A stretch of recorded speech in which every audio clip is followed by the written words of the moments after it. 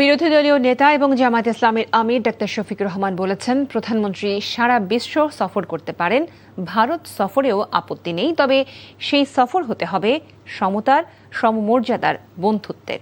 তিনি বলেন, বাংলাদেশের মানুষ আর কারো আধিপত্যবাদ মেনে নেবে না। দুপুরে রাজশাহী জেলা পরিষদ মিলনায়তনে জামায়াত ইসলামের রোকন সম্মেলনে এসব কথা বলেন তিনি। বলেন, প্রধানমন্ত্রী তারেক রহমান চাইলেই দেশে চলমান চাঁদাবাজি, দুর্নীতি, ঘুষ বাণিজ্যের টুটি চেপে ধরতে পারেন। তিনি চাচ্ছেন কিনা এটাই বড় বিষয়।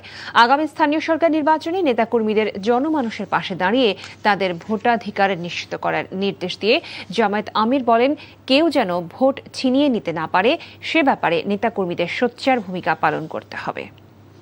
ভারতে সফর করতে অসুবিধা নেই, সেই সফরটা যদি হয় সমানে সমান এবং সম্মানের সাথে হয়, তা আমার প্রতিবেশী দেশ, সেখানে আমি সফর করবো না কেন? সারা দুনিয়া আমি সফর করতে পারলে ভারতও সফর করবে, কিন্তু সেখানে হতে হবে with mutual respect and equity.